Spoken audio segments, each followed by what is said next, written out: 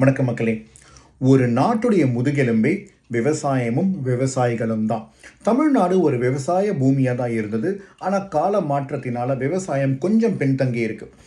இன்னைக்கு டிவிகே அரசு அறிவித்த பட்ஜெட், வேளாண்மை பட்ஜெட், விவசாயத்துக்கான பட்ஜெட்டை பார்க்கும்போது இவங்க விவசாயத்தை ஒரு நலத்திட்டமாகவோ இல்லை தனித்துறையாக பார்க்காம இதை தமிழ்நாட்டின் பொருளாதார வளர்ச்சிக்கு ஒரு முக்கிய இயந்திரமாக பார்க்குறாங்கன்றது எனக்கு ரொம்பவே தெளிவாக தெரிஞ்சுதுங்க. அதனால தான் இன்னைக்கு பட்ஜெட்டில் வெறும் மானியங்களை விட நீர்ப்பாசனம், கிடங்குகள், குளிர்சாதன வசதி, உணவு பதப்படுத்தல், ஏற்றுமதி, சந்தை இணைப்புகள், தொழில்நுட்பம், இது எல்லாம் சேர்ந்து இன்னைக்கு பட்ஜெட்டில் பேசியிருக்காங்க. ஒரு விஷயம் என்ன எனக்கு தெளிவாக புரிஞ்சுதுன்னா, நாம் பொருட்களை விளைத்தால் மட்டும் போதாது, அதை சரியான விலையிலும் சரியான நேரத்திலும் விற்க வேண்டும் என்ற அணுகுமுறை இன்னைக்கு இந்த கவர்மெண்ட் பட்ஜெட்லேருந்து எனக்கு ரொம்ப தெளிவாக புரிஞ்சுது.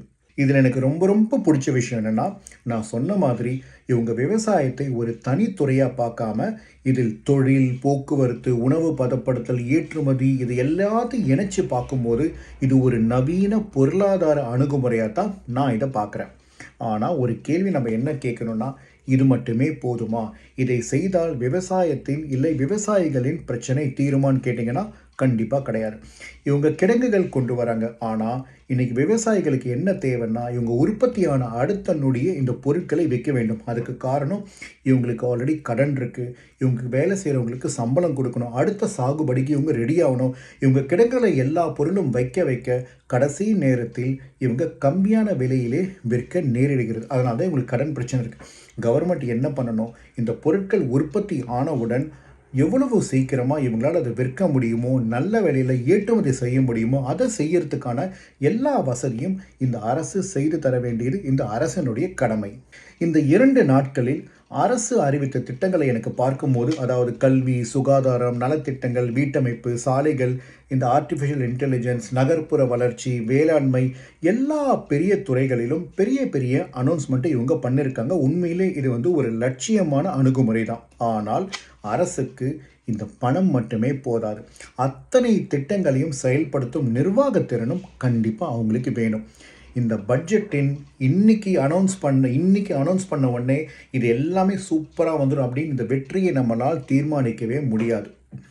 அடுத்த ஒரு வருஷம் எப்படி இதை செயல்படுத்த போகிறாங்கன்றதை பொறுத்து தான் இன்னைக்கும் அனௌன்ஸ் பண்ண பட்ஜெட்டுடைய வெற்றியும் தோல்வியும் அடங்கியிருக்கு. நாம் 3 விஷயத்தை முக்கியமாக கவனிக்கணுங்க. 1, அறிவிக்கப்பட்ட திட்டங்கள் உண்மையில் இங்கே நடக்க முடியுமா இல்லையா? 2வது, தனியாருடைய முதலீடு எவ்வளோ இந்த திட்டங்களால் நமக்கு வரும்? 3வது, விவசாயிகளின் வருமானம் உண்மையில் உயருமா இல்லையா? இந்த 3க்கும் நல்ல பதில் கிடைச்சா, நல்ல ஒரு ரிசல்ட் கிடைச்சா, ஒரு வருஷத்துக்கு அப்புறம் நாம் கண்டிப்பாக இது ஒரு நல்ல பட்ஜெட், இது ஒரு நல்ல வேளாண்மை பட்ஜெட் அப்படின்ட்டு வெற்றி பெற்றதாக நம்ம தைரியமாக சொல்லலாங்க. நான் நேற்று சொன்ன மாதிரி ஒரு பட்ஜெட் அனௌன்ஸ் பண்ண உடனே இந்த பட்ஜெட் சக்ஸஸ்ஃபுல் பட்ஜெட், இது ஒரு ஃபெயிலியர் பட்ஜெட் அப்படின்ட்டு யாராலும் சொல்லவே முடியாது. இதை நாம் செயல்படுத்தினதுக்கு அப்புறம் தான் இது என்ன அவுட்புட் வருதுன்றதை பொறுத்து தான் நாம் மதிப்பிட வேண்டும். அதனால் இன்னைக்கு வேளாண்மை பட்ஜெட்டை அமைச்சர் அவர் வெளியிட்டிருக்காரு.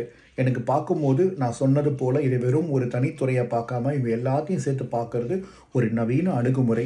இதை எப்படி நடைமுறைக்கு கொண்டு என்ன செயல்படுத்துகிறாங்கன்ற விஷயத்தை நாம் பொறுத்திருந்து பார்ப்போம்.